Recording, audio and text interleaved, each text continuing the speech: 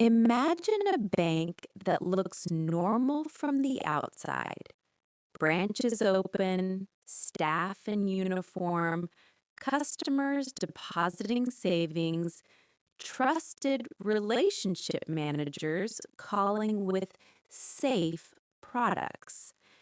Now imagine that behind the scenes, the bank is treated like a private funding machine, approving huge loans to companies that are essentially controlled by the same hidden network, using paperwork that appears complete, collateral that looks valuable on paper, and internal approvals that feel official.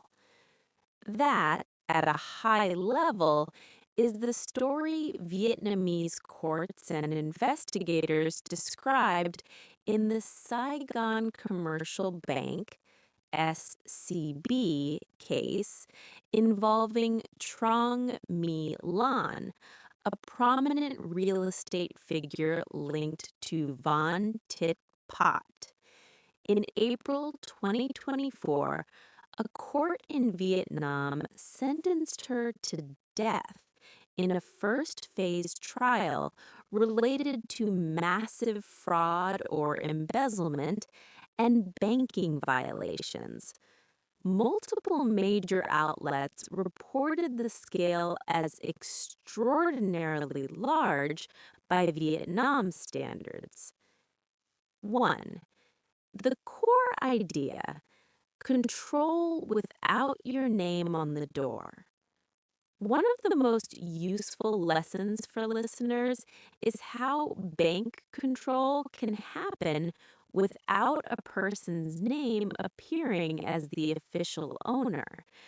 Reporting on the case describes control through layers: nominees, allied shareholders, friendly executives, and influence over key decisions.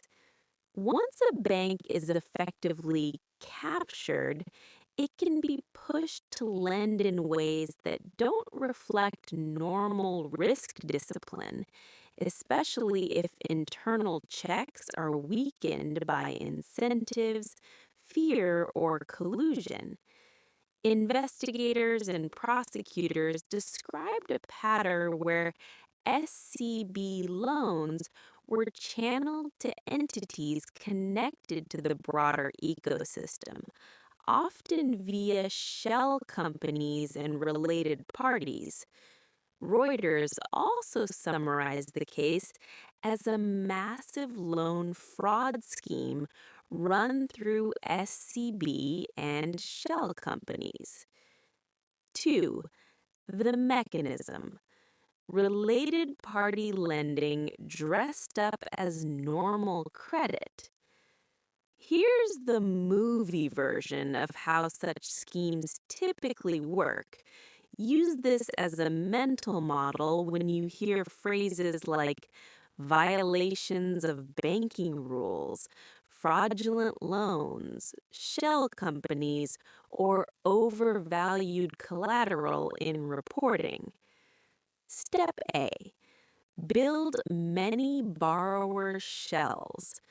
Instead of one company borrowing a huge amount, which is easy to detect, the system uses many companies that look independent. Step B: generate loan files that pass a checklist.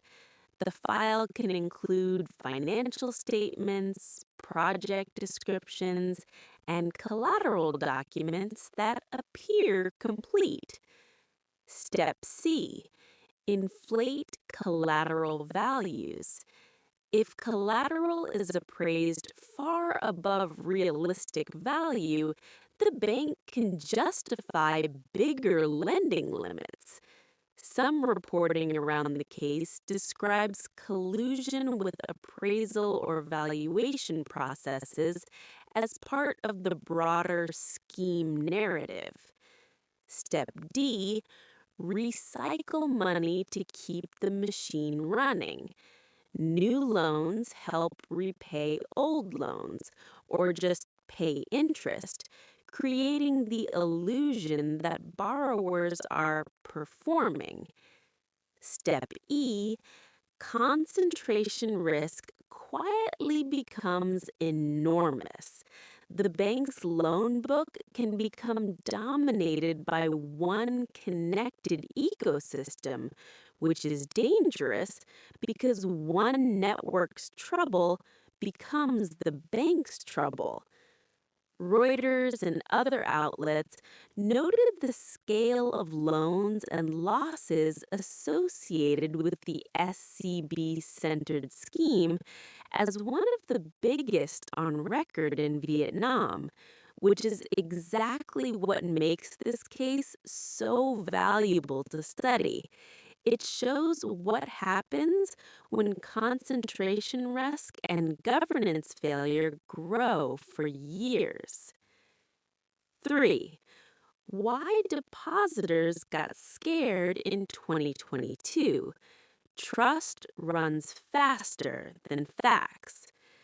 When Truong My Lan was arrested in October 2022, reporting widely described a rush of deposit withdrawals at SCB, something that can happen even if most customers don't fully understand the legal details. A bank run is powered by a simple fear. What if I'm the last person in line? Vietnam's central bank placed SCB under special control and provided extraordinary liquidity support after the run, according to multiple reports. An important point for listeners: financial stability responses are often about time as much as money. 4. Bonds sold like bank products. How ordinary people can be pulled into complex risk. A second major strand, often discussed as Phase 2, involved bonds and fraud allegations affecting large numbers of victims. Vietnamese state media linked reporting and international coverage described tens of thousands of bond victims and huge claimed damages. Here's the practical takeaway for listeners. A bank deposit is usually a straightforward product with clear bank obligations. A corporate bond is fundamentally lending to a company with risk tied to that company's ability to pay. Very different, even if it's introduced by someone sitting inside a bank branch. In the public discussion around this case, that distinction mattered because some customers reportedly felt they were buying something bank safe, while the legal reality treated it as a different product with different protections. We'll unpack this in part 2 because it's one of the biggest "how did this spread so far" questions. 5. The legal timeline matters. Verdicts, appeals, and a major law change. A quick listener-friendly timeline. Dates are important because headlines can feel contradictory. October 2022. Arrest triggers intense public attention and deposit withdrawals, and SCB comes under special supervision. March to April 2024, first phase trial ends with a death sentence reported by major outlets for an embezzlement or fraud case tied to SCB. October 2024, A separate verdict in the later phase related to additional financial crimes results in a life sentence, reported by Reuters. April 2025, reporting indicates appeal outcomes adjusted some sentencing details in the second phase, while the first phase sentence still dominated the overall status at that time. June 25th, 2025, effective July 1st, 2025, Reuters reported Vietnam passed a legal amendment removing the death penalty for certain crimes, including embezzlement, commuting existing death sentences for those offenses to life imprisonment, explicitly noting this would affect Truong My Lan's embezzlement death sentence. That last point is huge for anyone following the story. The ending can change because the law changed, not because the underlying allegations suddenly disappeared. 6. What makes this case high value to learn from? Even if you never invest in bonds or run a company, this case teaches three big, universally useful ideas. When governance fails, paperwork becomes theater. A perfect loan file can still describe a fake reality. Concentration risk hides behind complexity. Many borrowers can secretly be one borrower wearing many masks, and trust can be engineered. A product can feel safe because it's presented in a bank setting, even when its legal risk is totally different. If part one was the how can a bank be captured, part two is the how does money actually move once the capture is in place. The public reporting and court narratives around the Truong My Lan SCB case repeatedly point to a familiar pattern in large financial scandals. Money rarely disappears in one dramatic moment. Instead, it flows through many normal-looking steps that, when stacked together, turn a bank into a long-running cash pipeline. 1. The main pipe. Loans to shell companies that look independent. Reuters described the core of the case as siphoning money from SCB through loans to shell companies. Here's why shell company lending is so effective and so dangerous. It splits one giant risk into hundreds of smaller files. One borrower asking for an enormous sum triggers alarms. Hundreds of borrowers asking for reasonable sums can look like a diversified loan book. It creates distance. On paper, borrower A has no obvious link to borrower B. In reality, they can be coordinated by the same controlling network using nominees and behind-the-scenes agreements. It gives management plausible deniability. If each loan has documents, signatures, and collateral, people can claim the bank followed procedures until investigators show the procedures were hollow.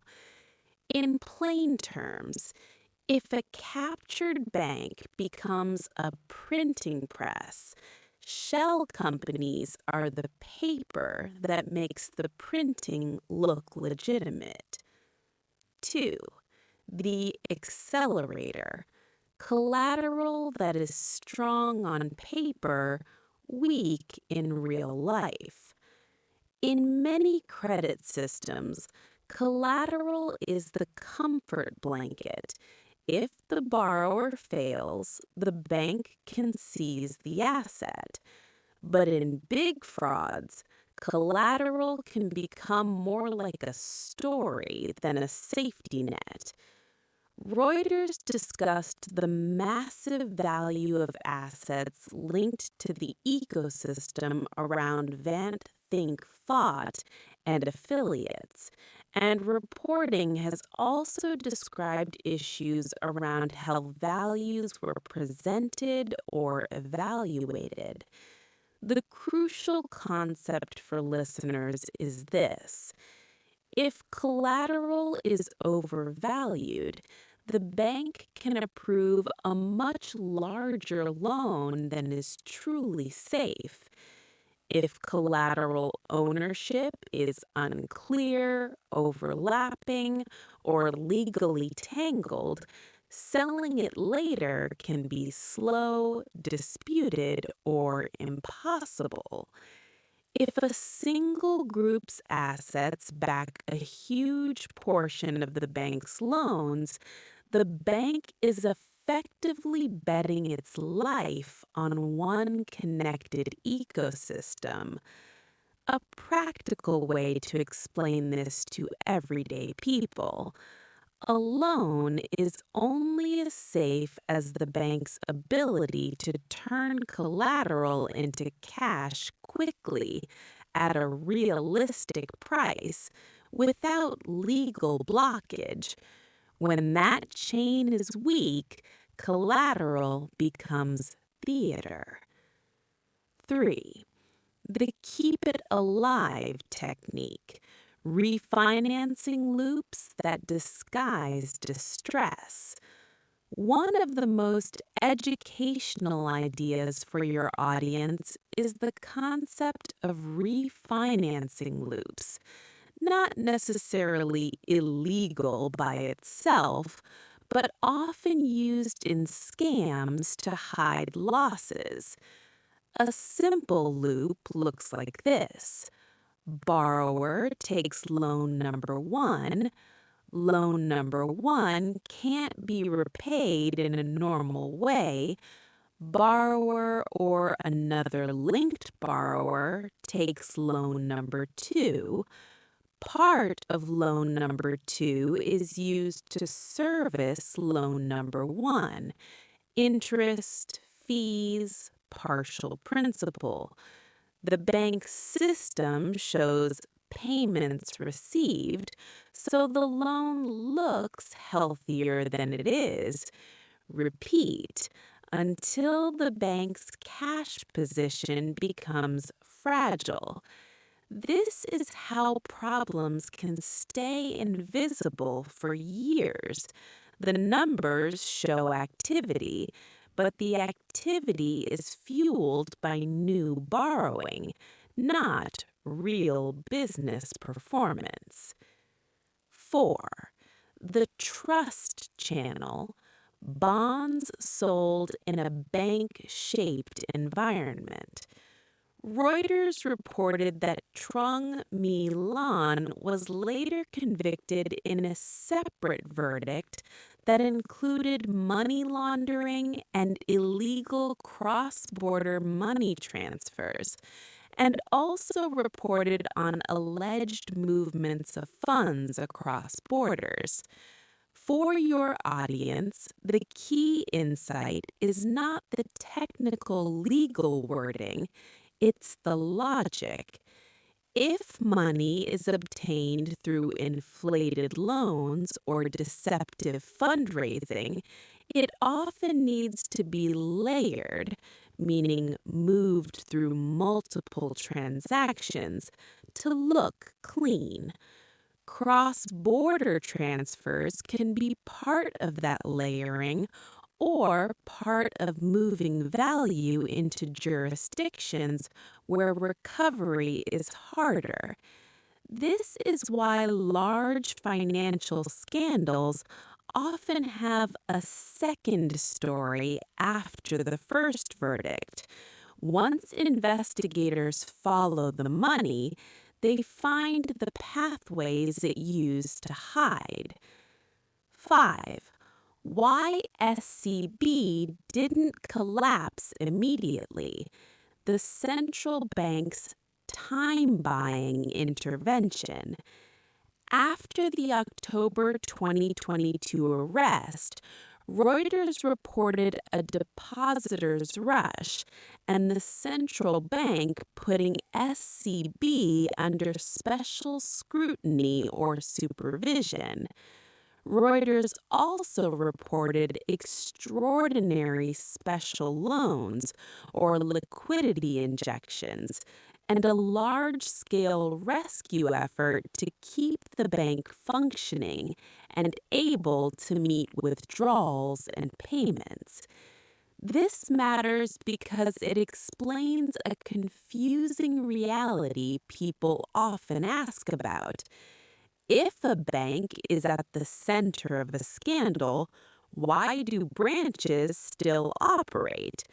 Because in crises, regulators often prioritize financial stability, keeping payments running, slowing panic, buying time to restructure. Reuters later reported Vietnam's central bank preparing a restructuring plan for SCB. For your listeners, the practical point is stability actions protect the system's functioning, but they don't automatically erase underlying losses. They create space to sort out obligations, assets, and accountability. 7. The ending changed factor, the death penalty law amendment. Reuters reported Vietnam passed an amendment removing the death penalty for certain crimes, including embezzlement, effective July 1st, 2025, commuting existing death sentences for those offenses to life imprisonment, explicitly noting it would spare Truong My Lan's life regarding the embezzlement death penalty. This is a major storytelling element for Part 5 later. Sometimes the final chapter is shaped not only by courts, but by legal reforms and restitution efforts. Let's step into the most important room in this whole story. Not a courtroom, not a luxury office, but a credit approval meeting inside a bank. On paper, this room is designed to protect depositors. It has checklists, signatures, committees, appraisals, risk scoring, and internal audits. In the SCB Truong My Lan case, what makes the scandal so educational is that the alleged wrongdoing didn't need one single magic trick.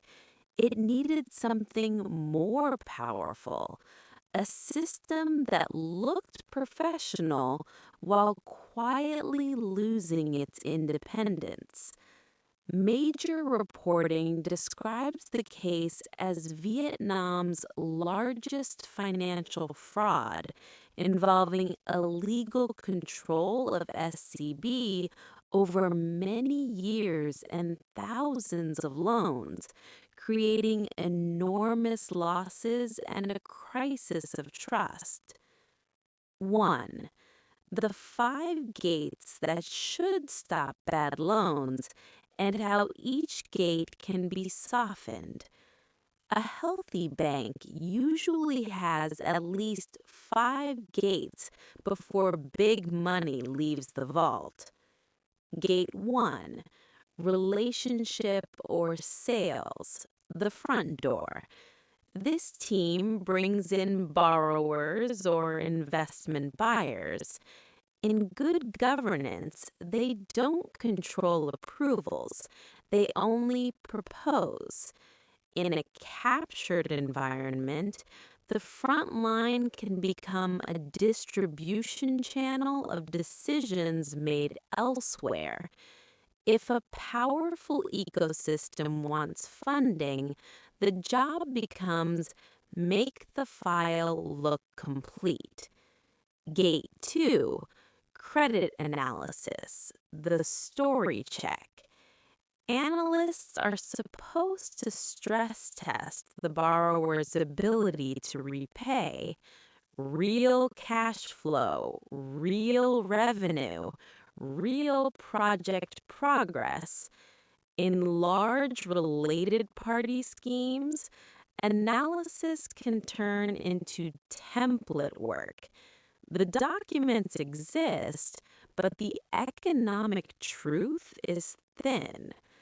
When the same network repeatedly appears under different company games, the analyst's biggest risk is not math. It's not being allowed to ask the next question. Gate 3, collateral appraisal, the price tag. Collateral is meant to be the bank's seatbelt, but if appraisal can be influenced, the seatbelt becomes decorative. One reason scandals persist is that collateral value is easier to inflate than cash flow is to fake. Some commentary and summaries of the case highlight allegations of coordination with valuation or appraisal processes, an important concept, even if details differ by document. When a bank trusts paper value more than real market liquidity, it becomes vulnerable. Gate 4, credit committee or executive approvals, the signature engine. Banks rely on committees so no single person can push huge loans alone. But committees can fail in 2 ways. Captured leadership, the committee follows the wishes of a hidden power center, or fear and incentives. People sign because refusal has consequences, or because compliance is rewarded. AP reported that the court concluded Truong My Lan illegally controlled SCB from 2012 to 2022 with over 2,500 loans and described the resulting losses as extremely large, illustrating how approvals can become routine over time when a system is dominated by one network. Gate 5, internal audit or compliance, the immune system. Internal audit is supposed to detect patterns, repeated borrowers, circular payments, unusual collateral swaps, and concentration risk. But the immune system fails if audit reports are ignored or softened, auditors are pressured, or red flags are relabeled as temporary restructuring issues. This is how a bank can appear operational for years while its foundation weakens. 2. The regulator layer. When a bank scandal meets a crisis of confidence. A bank scandal is not only about a bank. It becomes a system event when depositors panic. Reuters reported SCB has been under special supervision since October 2022 after a deposit run triggered by Truong My Lan's arrest, and that Vietnam's central bank continued extraordinary support through special loans to keep the bank functioning. Reuters later reported that rescue lending expanded further, with internal documents tracking daily injections, showing the scale of intervention needed once confidence breaks. Here's the key learning for listeners. A regulator can keep a bank open with liquidity, but it cannot instantly rebuild trust. Trust returns only when people believe the bank's assets are real, recoverable, and governed by rules, not by relationships. Reuters also reported the central bank was preparing a restructuring plan for SCB based on an investor proposal, which highlights the long tail of such crises.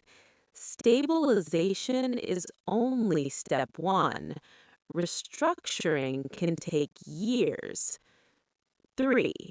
The bridges that connect private influence to public damage, bribery, and permission.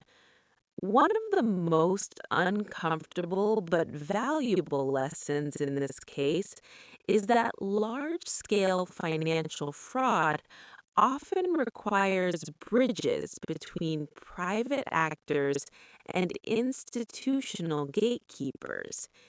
AP reported that a former central bank official was sentenced to life for accepting bribes in connection with the scandal. Even without diving into graphic courtroom detail, this matters because it teaches a simple truth. When a gatekeeper is compromised, the whole system becomes negotiable. Once that happens, risk is no longer priced by math, it's priced by access. 4. Why restructuring language can be used as cover. In scandals like this, you'll often hear an argument that funds were part of a restructuring effort.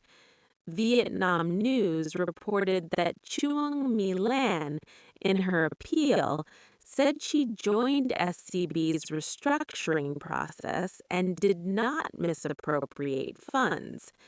This is useful for your audience because it introduces a concept. Restructuring is a legitimate word, but it can also become a shield word when money flows are messy. A healthy restructuring has transparent governance, independent audits, and clear benefit to bank stability. A corrupted restructuring story can be used to normalize extraordinary transfers, delays, and exceptions. 5. The personal finance takeaway. Simple red flags ordinary people can actually use. This case is huge, but your listeners need portable lessons they can apply in daily life. Red flag A, too complex for you to understand. If someone selling a product can't explain who owes you money, when you get paid, and what happens in the worst case, that's a warning. Red flag B. Many companies, one ecosystem. When the same group of names, projects, or insiders appears repeatedly, concentration risk is rising, even if the paperwork lists different companies. Red flag C. Collateral talk that sounds magical. Prime land can still be hard to liquidate.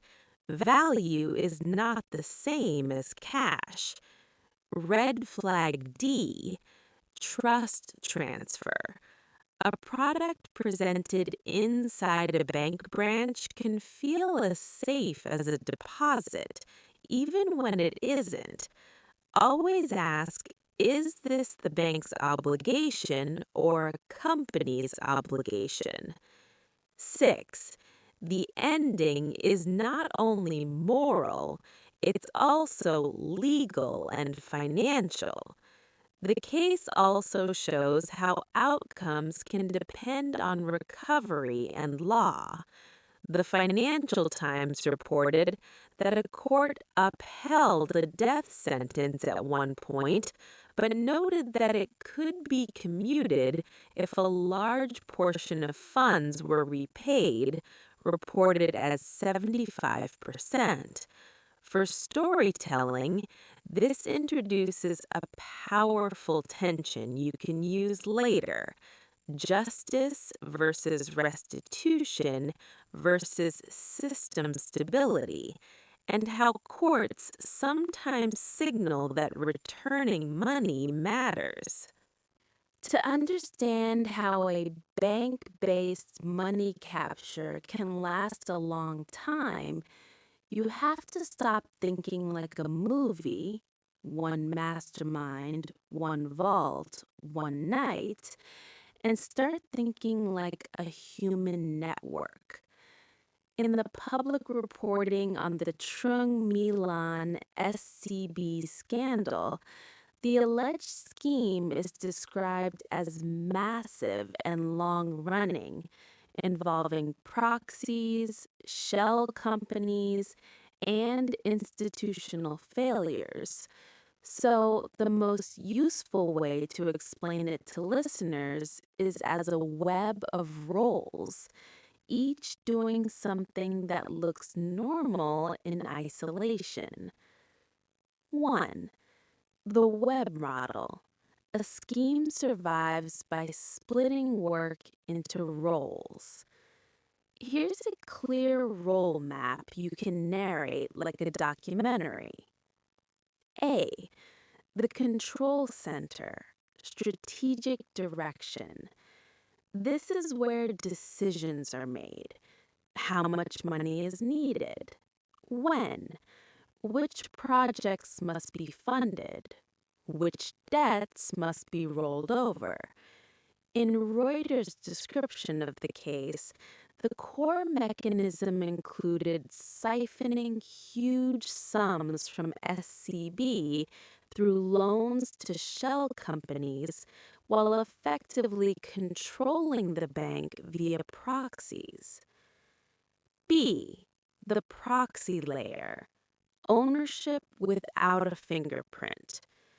Proxies can include nominee shareholders, friendly executives, or trusted intermediaries, people whose names appear on paper so the real controller does not. This layer is crucial because modern banking is full of ownership limits, governance rules, and related party restrictions.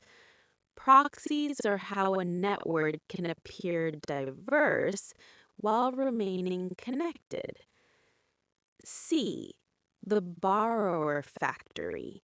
Shell companies and borrower files. This team's job is not to build real businesses. Their job is to manufacture borrowers that pass checklists, company registrations, directors or representatives, financial statements, sometimes thin, sometimes polished, project narratives, collateral documents. When Reuters summarizes the case as loans to shell companies, this is the engine room that makes that possible at scale. D. The signature engine. Approvals as a production line. A captured bank can turn committees and approvals into a routine. If you approve thousands of loans across years, it stops feeling like a decision and starts feeling like operations. One reason this becomes hard to detect early is that banking processes are designed to move money efficiently. So if governance weakens, speed becomes a weapon. E. The valuation and collateral team, making numbers feel safe. Collateral is supposed to reduce risk, but it can also be used to justify risk. If values are overstated or legal ownership is tangled, collateral becomes a comfort story rather than a true safety net. Reuters reporting on the SCB rescue effort notes the difficulty of recovery because many assets are linked to shell companies and can be overvalued, which shows why paper strength doesn't always translate into real recoverable value. F. The distribution channel. Bonds and trust-based selling. Another important pathway in public coverage is fundraising through bond issuance, reported as part of the broader investigations and later convictions. Reuters reported her 2022 arrest was tied to suspected fraud involving bond issuance, and later reporting described additional convictions, including fraud and money laundering. This matters because it explains how risk can spread beyond the bank's loan book into the public, especially when products are sold through trusted channels that feel bank-like. 2. Why people comply, not just greed, but also fear, fatigue, and normalization. Listeners often ask, how could so many people be involved? The uncomfortable answer is that big schemes don't require everyone to be evil. They require a workplace environment where resistance becomes expensive and compliance becomes normal. Here are the 4 compliance forces you can explain in a very relatable way. Force 1. Compartmentalization. Nobody sees the whole picture. One person prepares borrower documents, another checks collateral, another signs a committee memo, another wires funds.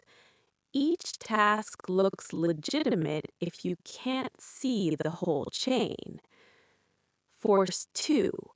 Authority pressure.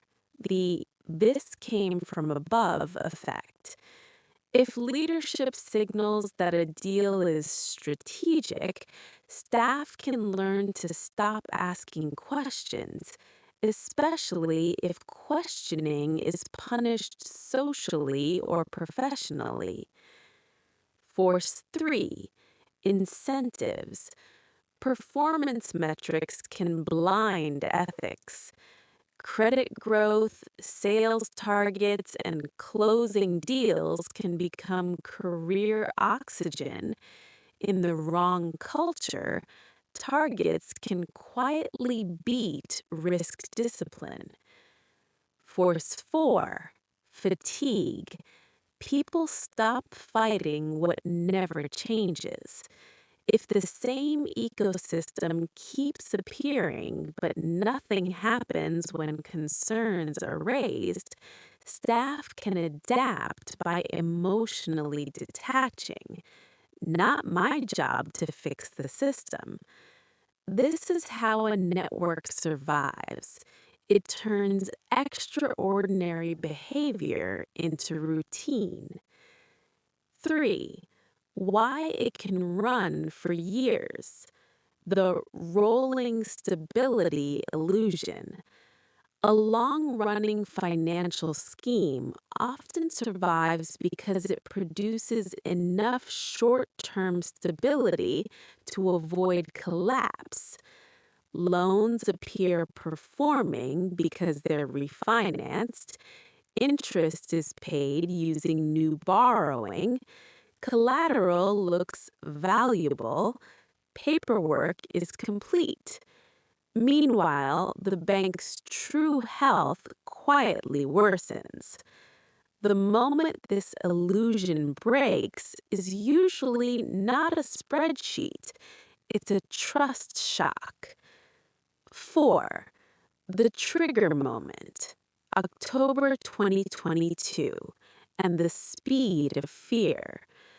Reuters reported that Truong My Lan's arrest in October 2022 triggered a run on SCB, pushing authorities to step in. Once depositors worry, the logic becomes emotional and fast. I don't need to know the legal details. I just need my money safe. That's why Reuters described Vietnam's central bank mounting an unprecedented rescue using special loans to cover withdrawals and keep the bank functioning, essentially buying time after confidence cracked. And the aftermath can be long. Reuters later reported on proposals like a multi-year rescue or restructuring plan and highlighted how deep the hole is. SCB relying heavily on central bank support and facing difficulties recovering assets tied to shell companies, which shows why paper strength doesn't always translate into real recoverable value. 5. New useful lessons for your audience. How to protect yourself in real life. Here are high-value takeaways that don't require finance expertise. Lesson A. Always ask, who owes me? If you buy something through a bank environment, confirm whether the bank owes you, deposit, or a company owes you, bond or investment. Lesson B. Watch for complexity used as comfort. If the explanation is long, but the core risk is never stated plainly, that's a warning. Lesson C. In crises, liquidity support doesn't equal no losses. A regulator can keep a bank operating to protect the system, payments, withdrawals, but that doesn't automatically mean underlying problems vanish. Reuters' coverage of the scale of support to SCB shows how stabilization can require extraordinary measures. Lesson D. Legal outcomes can shift with law reform. Vietnam's 2025 amendment removing the death penalty for embezzlement and commuting existing death sentences to life imprisonment is a reminder the final chapter of a case can change because the law changed. By the time a case becomes national news, most of the damage has already happened, not in one dramatic moment, but through years of small, approved steps that quietly add up. That's why the Truong My Lan SCB scandal is so gripping. It reads like a financial thriller, yet its deepest lessons are very practical about trust, incentives, and how ordinary people can protect themselves when finance is packaged to feel safe. 1. The clean timeline, so your listeners don't get lost. A lot of confusion comes from the fact that this story has multiple phases, multiple verdicts, and then a major legal change. October 2022, Truong My Lan is arrested, and public fear triggers a rush of withdrawals at SCB. The State Bank of Vietnam steps in, and the bank is placed under special supervision. April 11th, 2024, Reuters reports she is sentenced to death in a major fraud/embezzlement case connected to SCB, described as the country's biggest financial fraud case on record. June 2024, Reuters reports police concluded an investigation into alleged money laundering and illegal cross-border transfers, with state media reporting billions moved abroad. December 3rd, 2024. Reuters reports a Vietnamese court upheld the death sentence after rejecting her appeal in that major case. April 21st, 2025, Reuters reports that in a separate case, her life sentence linked to financial fraud/money laundering was reduced to 30 years on appeal, partly due to recovery of funds, while the death sentence still stood in the other case at that time. June 25th, 2025, effective July 1st, 2025. Reuters reports Vietnam passed a legal amendment removing the death penalty for embezzlement, among other offenses, and commuting existing death sentences for those crimes to life imprisonment, explicitly noting this would spare Truong My Lan's life regarding the embezzlement death sentence. Why this matters for your audience. The final chapter in real cases is not only about guilt and punishment, it can also change because the law changes. 2. The emotional core, what the courts decide versus what the public feels. In big financial scandals, there's always a gap between legal outcomes and public emotion. Courts focus on what can be proven: control, intent, money flows, and violations.